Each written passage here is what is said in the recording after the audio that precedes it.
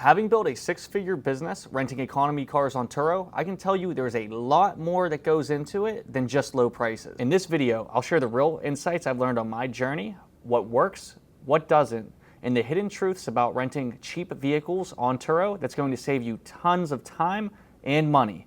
Let's get started. So when I first got started on Turo, I was like a lot of new hosts. I thought renting luxury cars would be cool. One, I think I was a little bit younger and I thought, well, it would be really cool to start renting cars that I actually want to drive myself. I know a lot of people go on Turo and they'll buy Mercedes, BMWs, and sometimes even nicer vehicles such as Lamborghinis under a certain price point. And I think the main reason they do this is because, one, they want to look cool, right? They want to have that new luxury vehicle. They want to have something that when it's not being rented, they can drive it themselves. And on top of that, they want a car that they can pay off and then own that they want to drive themselves. So I was like a lot of new hosts. Some of the first vehicles I bought were BMW X5s and Mercedes-Benz GLEs. So not the highest end luxury vehicles, but still very nice cars at around a $30,000 to $40,000 price point when buying them used. I thought, well, it would be really cool to have cars that I actually like, that I want to drive, but then problems started happening. I put the vehicles on Turo and I realized that they weren't really making that much money after renting them for a few months. So my BMW X5s would only rent for around $65 to $70 a day,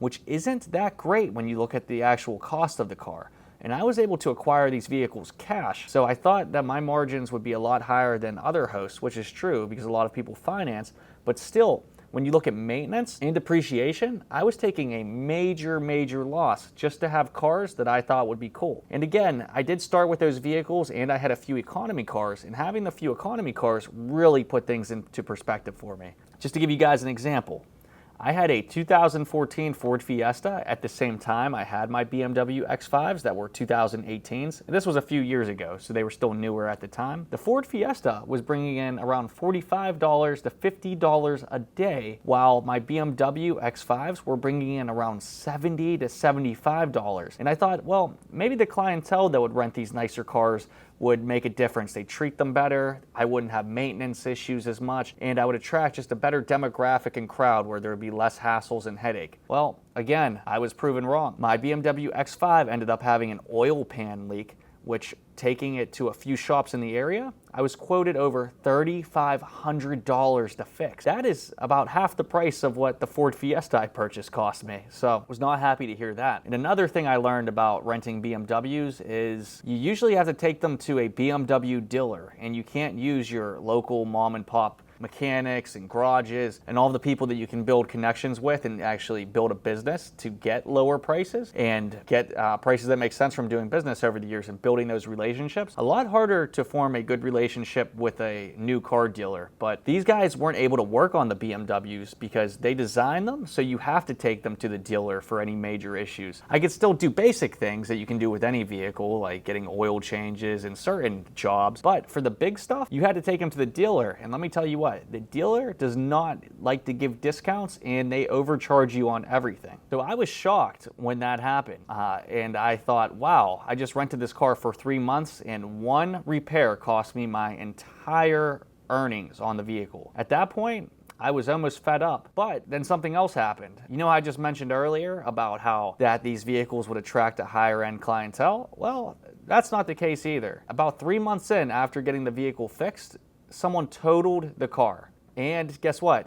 Apparently they said they weren't at fault for it. I'm very good with insurance, so I was still able to win the insurance claim and get the guest insurance and prove fault because of our systems that we have and the trackers I have in place to show the driver's pattern and how they were driving the vehicle. But that car still was coming back smoked in, dirty, and then eventually wrecked. So at the end of the day, I ended up just breaking even after getting the insurance check for the vehicle, while my 2014 Ford Fiesta was still on the road and bringing in around $4,000 at that time because it was never down for any maintenance issues. This really put it into perspective for me that luxury cars do not make sense on Turo. And I know some markets are different than the Pittsburgh market. We've worked with over 40 different states here at carrentalcoach.com through our consulting service, and I've helped people in all 40 of those states run successful businesses. But even in all the states that I've analyzed, there's a few luxury cars that make sense. And I'm not saying to buy the oldest junk cars you can, but even the luxury cars I would recommend would not be BMW. They would still be just newer Acuras, things like that. And I know people don't think of Acura with luxury, but as far as Turo goes, those cars are going to earn you a lot more money, have a lot less headaches, and depreciate a lot less than some of these so-called luxury vehicles. And when you look at the actual profit with an economy car versus a luxury car, the economy cars win every single time in all 40 states that we worked with here at carrentalcoach.com. If you're interested in learning our proven systems and want to start your own Turo business, or if you're struggling to run your car rental business and want to improve, go to carrentalcoach.com, fill out our quick 60-second survey, and we'll show you how we get results for all 200 of our clients so far. And guys, I have made every single mistake you can possibly make as a car sharing host, from not knowing the proper way to handle insurance, to having vehicles stolen because I didn't have the right trackers installed, to even buying the wrong cars, like I mentioned before with the BMWs that ended up just being money pits where I lost my entire investment. So here at carrentalcoach.com, we help hundreds and hundreds of clients get their dream outcome of making thousands of dollars passively through rentals. So if you're interested in starting your own Turo business, or you're struggling to make a profit in the Turo business, because let me tell you what, a lot of you guys aren't actually making money when you sit down and look at the numbers, you look at depreciation,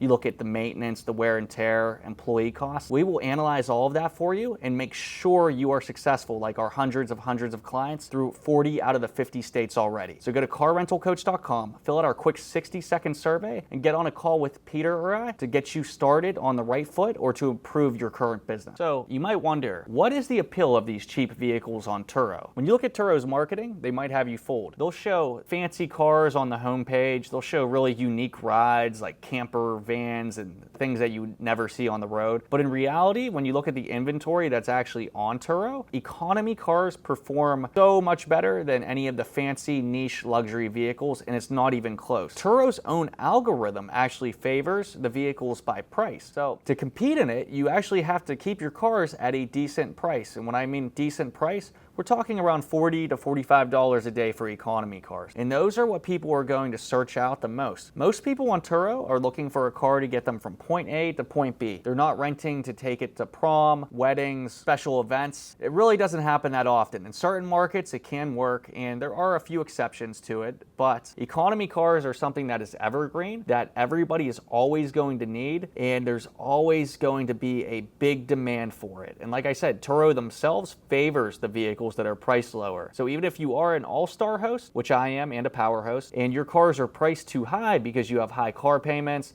and you're really trying to make the BMWs and vehicles like that make sense with your own financials, you're still going to be pushed lower in the search results over the more favorable economy cars that people can get at a cheaper rate. So let's talk about the market for affordable vehicles. 90% of my clientele comes from people that need a car to get from point A to point B. So I have a pretty large mix between people that are locals in the area that are renting in the Pittsburgh market because their cars break down, they just need a vehicle for whatever reason to go get groceries, take it on a short trip somewhere. And I also get a lot of people from the airport. But in most markets, people don't care about driving something very flashy. They want something that's well maintained and affordable. And at the end of the day, the price is what matters the most when it comes to Turo. And let's talk about the economy. Even during a recession, car rentals are going to be a necessity for a lot of folks. You simply need a car to be able to get around, get groceries, go to work, drop your kids off to school. So it is something that is always going to be needed even when the economy is not doing well. Well, the economy is not doing well. What type of vehicles do you think people are going to rent? The expensive BMWs and Mercedes, or the Ford Fiestas, Toyota Corollas, Hyundai Elantras, and Hondas? Well, the answer is obvious. It's going to be the economy cars, and that's why my demand does not change throughout the year for these vehicles. I don't see big fluctuations. Granted, during certain holidays, we will see a spike in utilization, but our car utilization hovers between 88 to 93%, and that's some of the highest on Turo. And when doing business within 40 different states with our hundreds of clients, the same thing happens for them. Their economy cars rent better and longer than their luxury vehicles. We actually just had a client that went and bought some brand new Yukons. He had about $70,000 put into these vehicles. We had him sell them and then purchase 5 economy cars for the price of his one car. And guess what? They're all on the road, and he's now making about 4 times as much as he was before. And we were able to analyze the data and do a market analysis to make sure we got him the right economy cars too. And he bought them from us. So we shipped them. And then I've had a few people talk to me and say, well, if I rent cheaper cars out, it's going to attract the wrong clientele. It's going to cost me more because they're going to smoke in the cars. They're going to ruin them. Well, guess what? When you rent through Turo, they have things like smoking fees, where you get $150 when somebody smokes in your car. Cleaning fees, you get another $150. And if you ever rent to a guest that doesn't take care of the car, wrecks it, anything like that, you have insurance. So you are completely covered when renting to these guests. And it may be a little bit more of a hassle sometimes, but guess what? My most profitable rentals have been from guests that didn't treat the car the best. And in reality, a $150 smoking fee goes a long way when you can buy a car bomb that deodorizes the vehicle for about $9 on Amazon or at your local auto shop. So does making $150 for the small inconvenience of buying a $10 odor bomb make a big difference to you?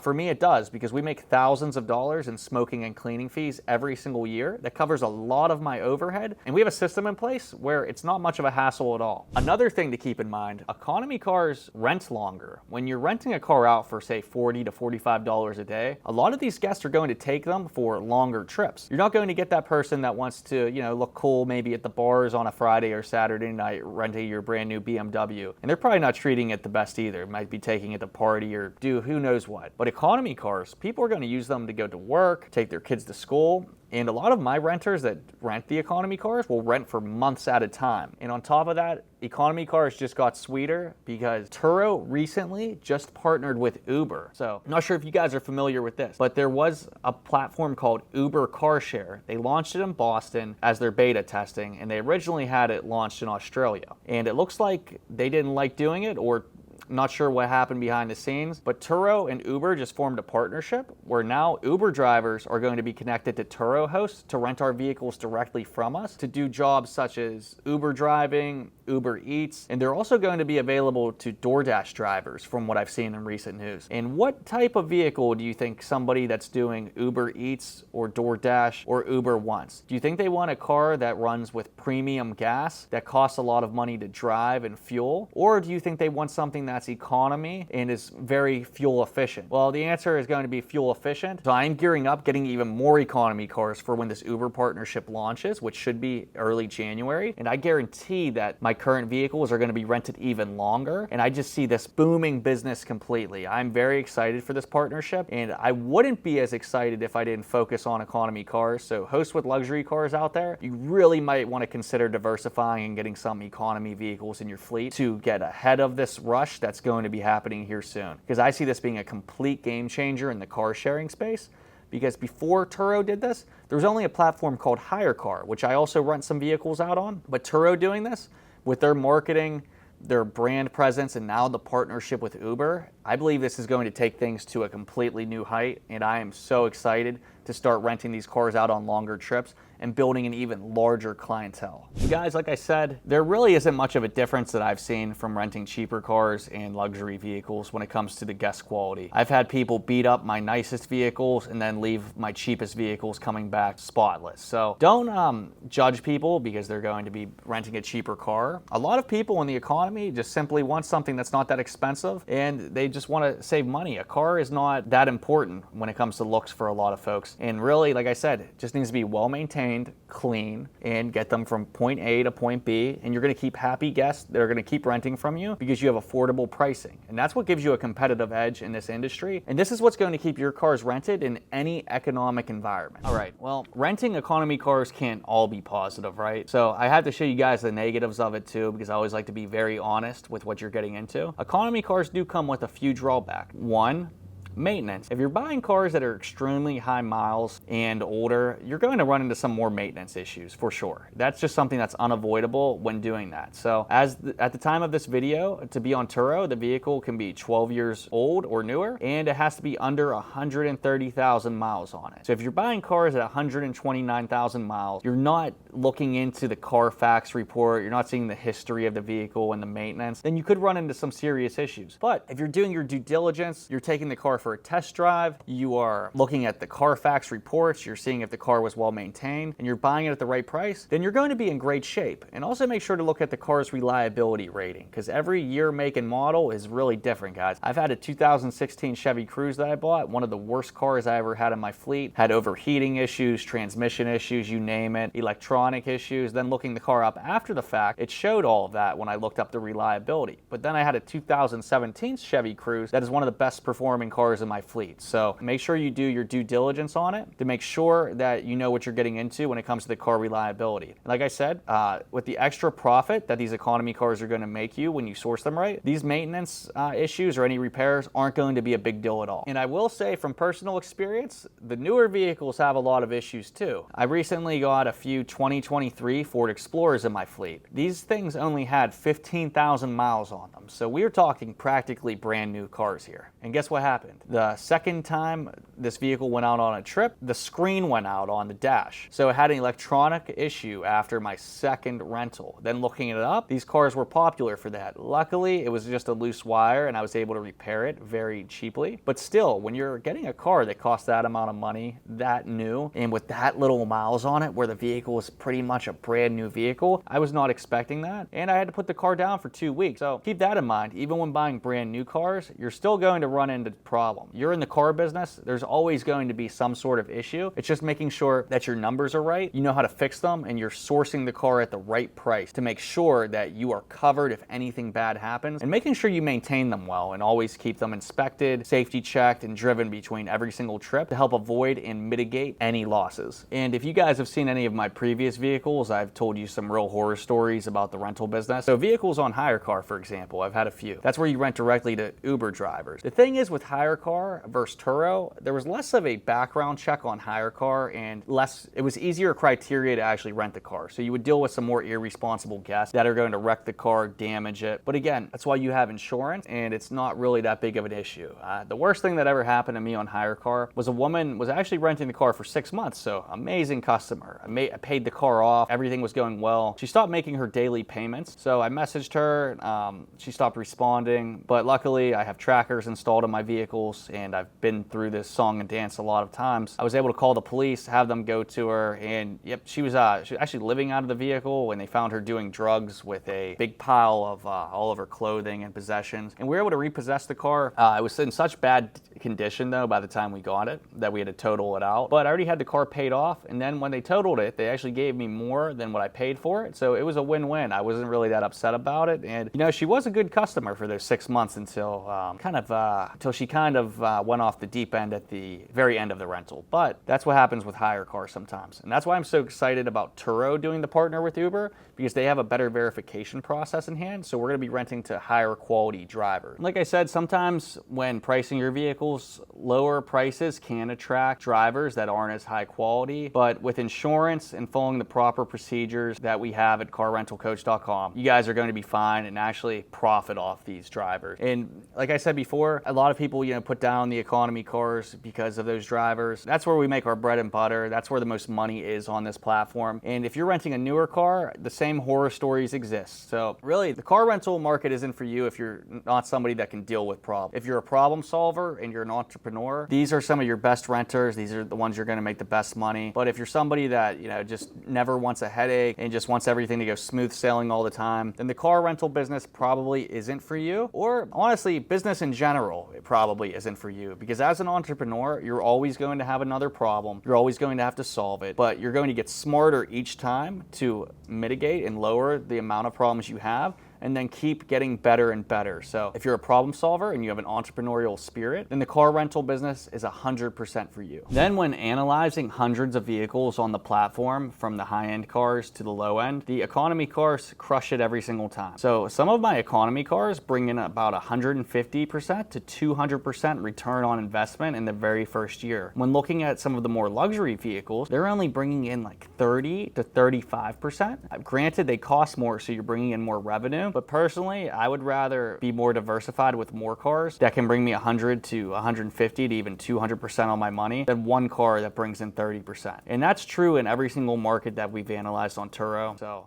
I'm sure it's going to hold true in your market as well. And remember guys, demand is going to be another huge factor besides just price. And simply stated, the demand is higher for economy cars on Turo than it is for luxury cars. So they're going to be rented more, but not just more, they're going to be taken on longer trips. Like I said, a lot of these people are going to rent the car from you for months, which just skyrockets your profitability. First, when you're renting a luxury car, a lot of people just take it out for a weekend or maybe a week top. And like I said too, with Uber coming up here in this partnership that's going to be launching here in January, these cars might be on the road for years at a time. So remember, it's not just about demand, it's also about days on the road. So the trip length is very important because you don't want to always have to worry about the car coming back, always have to clean it, check it out, and get it ready for the next guest when you could just keep it on a perpetual trip that's going to bring you in the most money. So days on the road is such an important metric that a lot of hosts ignore, but in reality, that is one of the secrets to making the business more passive. The less time you have to go check in other guests and then clean that vehicle is going to be more time you can focus on building the business. And also, if you're paying somebody to do your details, like I have a full-time detailer, it saves me money when the cars are out on longer trips and there's less work for them, so we can continue to buy more cars and get them ready and on the road and rented. And there's something really cool you guys can check out. It's called the Turo Calculator. It's on Turo's website. That's going to actually tell you the profitability of most cars, and they'll show you the top ones in different markets. And guess what? They're pretty much all economy vehicles. So even though Turo represents themselves as like a fancy, cool way to rent cars, in reality, they are the economy car hub, and they just double down on that with the Uber partnership. So very, very excited to see what happens here in the near future. Now, let's talk about customer expectations. Just because you're renting economy cars doesn't mean you can give bad service or put out a vehicle that's not fit to be on the road. If you do things like that, you really shouldn't be a business owner. So just recently, there was a wave of Turo accounts that got closed down because they weren't following the proper procedures and they weren't living up to the Turo standard. Hosts were complaining that their economy cars were being kicked off the platform. There were a few hosts that had their entire account shut down, some people that had 10 of their listings removed. But then when you looked at the ratings on these cars, these hosts weren't doing things properly. Number one, if you want to have a successful rental, even with economy cars, you have to make sure your vehicles are clean. Make sure you're vacuuming them out on the inside between trips, you're wiping down the threshold, you're disinfecting it, and you're giving somebody a quality car that you would want to rent yourself. There's nothing worse than renting a vehicle from somebody, getting in, having a bad odor, stains on the seats and carpet, because my first thought would be, wow, if they can't even keep the car clean, I wonder what else they're not doing to maintain this car. Is it even safe to drive? And I've been in cars that I've rented before, which I have very bad pet allergies when it comes to dogs and cats, where I felt like I couldn't breathe in the vehicle because there was still dog hair coated on the seats. And I love dogs, just I don't own one for the allergy reason, but tons of dog hair on the seats, felt like I couldn't breathe. Other cars reeked of marijuana and tobacco. And when I'm paying somebody money, I expect a car that smells good. It doesn't have to be a brand new vehicle, but that odor is one of the main things, guys. So when you're renting economy cars, don't think you can get away with giving somebody something that just stinks and that's dirty. That's not how you do business. That's not how you're going to get repeat customers. Make sure that car is clean, and you are going to get a lot of 5-star ratings just off the cleanliness of the vehicle. Another thing I cannot emphasize enough, make sure your vehicles are well maintained. What do I mean by being well maintained? Make sure the tires have tread, make sure you're getting your oil changes, make sure you're keeping up with your state's inspection, and make sure you're listening for any weird noises. You're driving the cars every so often to check out the brakes and the rotors, and give somebody a car that is safe and mechanically sound. One of the quickest ways to get kicked off of Turo is giving somebody a vehicle that has problems when it comes to the mechanical issues or maintenance. Make sure that the car is well maintained, it's something you'd want to rent yourself, and that's safe. Because I know if I were driving and taking my family somewhere, I would return the car and dispute it or get a full refund if there was something mechanically not sound with it or if the brakes were bad. I wouldn't deal with that, and I don't expect my guests to either. So even when renting economy cars, make sure you have a high standard. And that's going to pay dividends in the future with repeat rental business, as well as Turo seeing that you're a serious host that does good business and bringing in more clients to you. And also, guys, I don't rent just on Turo. We do private rentals as well, and we've rented through HireCar and GetAround, the other two major ride platforms. But by far, I found Turo to be the best in addition to the private rentals we do. But I recommend everybody start on Turo before getting into private rentals, because that's a whole other thing when it comes to insurance and making sure you vet guests right. Some of my most profitable vehicles have been from renting privately, and some of my biggest losses have been from renting privately. So make sure that you do your homework before making a decision just to go private. And after talking to a lot of hosts, they're actually not doing the private rentals legally. So make sure you do your research, or you hire somebody as a consultant to make sure you set this business up properly. All right, guys, another thing about customer expectations, make sure that you're very transparent in the vehicle listing. If the car has any quirks or anything odd, just put it in the description and make sure you're not hiding it in the photos. So when you photograph the car, say it has a small blemish, a small scratch, that is perfectly fine to be on Turo. These cars do not need to be in mint condition. Don't try to hide it by not showcasing the car in a good light when there is that little bumper scratch. Or, if there is something odd about the car, make sure it's in the description. Everybody does read that for the most part, and that's going to make a big difference with your guest experience. If you were to rent a car that you thought, it doesn't have any ding or scratch on it anywhere, and you get to the car and it does, you're probably going to be more inclined to leave a bad rating because the car wasn't advertised as promised. But if you make that transparent in the actual Turo listing, I've had guests completely fine with a few bumper scratches or a paint mark here and there chipped off, and I've gotten 5 stars every time because I didn't hide them in the photos, and people were fine with driving those cars that are a little bit in worse condition as long as they're still mechanically sound, even when the cosmetics aren't the best. But reality, I still try to keep the cosmetics as good as possible, but there are a few cars in the fleet with a few small scratches and dents that I still get 5-star ratings for every time because I'm very transparent about that and price those sort of vehicles accordingly. And guys, Turo just updated their review system. So now to become an all-star host like I am, and I'm also a power host, meaning I do a lot of business on Turo revenue-wise. They change the standards every so often, so I don't want to give the exact numbers, but as I make well over 6 figures doing Turo, negative reviews are going to impact you a lot. So you have to keep an 85% of all trips need to be rated 5 stars, or you're going to lose your all-star host status. And that's pretty major. So make sure that you're doing all the things I mentioned with keeping the car clean, also having great guest communication, and making sure the vehicle is well maintained, as well as asking for reviews, because reviews are what's going to impact your business more than anything on your Turo metric. If you keep 5-star reviews coming in, you're going to get more rentals, you're going to make more money, and Turo is going to see you as a serious player. If you start getting those 3 2-star reviews, then guess what? You have a chance to get kicked off of Turo, or if you don't get kicked off, they're going to keep pushing your listings lower and lower in the search results to the point you're not getting any business. So take this business seriously, keep getting 5-star reviews, and you get 5-star reviews by giving 5-star service, and that comes to cleanliness, maintenance, and customer experience when it comes to support. So make sure you're doing all those, and you will be completely fine and be one of the top Turo hosts in no time. Because let me tell you, the competition is not that hard on Turo. A lot of these people are doing it part-time. They're renting out a car that they use for work themselves. They'll rent it out on the weekend. They don't take it seriously. They either get kicked off or their car doesn't get rented that much, and then they complain about Turo not being a good platform. But in reality, they just weren't a good host. So in a lot of markets where I've worked with people, they are able to take over and become #1 in like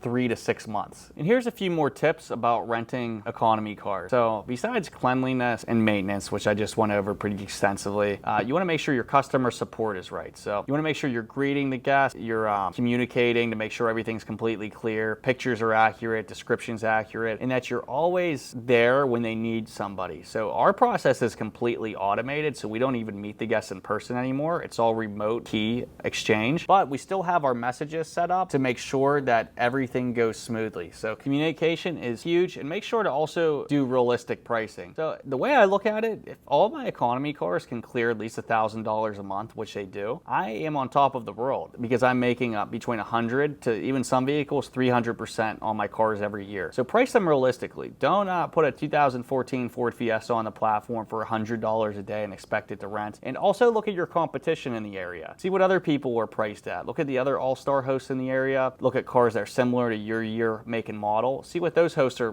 pricing the car for. See how many trips those cars have had based on how many reviews it has. And that's going to give you a great indicator on what you can price your car at. So just be realistic with your pricing and be clear to your guests with communication. And another thing to make sure that you don't have a bad experience with Turo, make sure that you are photographing your cars very in depth before trips. This is for new cars and used cars, but something I really need to emphasize because a lot of people don't get the smoking fees, they don't get the cleaning fees, they get their insurance claims rejected, make sure you photograph every square inch of that car, go under the seats, go in the crevices, because that evidence is so important when you need to actually file a claim to get your smoking, your cleaning, and your insurance claims. And taking clear photos and many photos is one of the best tips I can actually give you for making sure you are reimbursed for that every single time. So that goes for economy or luxury vehicles. Do not be lazy on your photographs, because the one time you decide not to picture it as well as you think you should have, that's when the car goes out and it gets totaled or somebody smokes a doobie in it and you are not getting paid. And guys, remember, if you learned one thing from this video, the most important thing that I can emphasize is do a market analysis of your area and make sure you buy your car right. The car rental market is just like the real estate market when it comes to rental properties. You make your money when you buy your car. If you buy your car wrong, you're never going to profit no matter how hard you work. And we've helped hundreds of clients analyze the data in their area, figure out the best cars to rent, and have made them more profitable than they ever thought possible, making thousands of dollars in passive income a month. So if you think maybe it would be a little bit hard for you to do a market analysis, you don't know about cars that much, you're new to Turo, you're scared, go to carrentalcoach.com, fill out our quick 60-second survey, and you'll work with us directly to make sure you are successful and to avoid all of the headaches and pitfalls that we've gone through. So guys, these are some of the insights that I've learned on my Turo and car rental journey and why I believe economy cars are the best and going to be the future of Turo, especially with this Uber partnership. If you found this video to be helpful, please click on the notification bell and click the subscribe button so you never miss another video. We'll see you guys in the next one.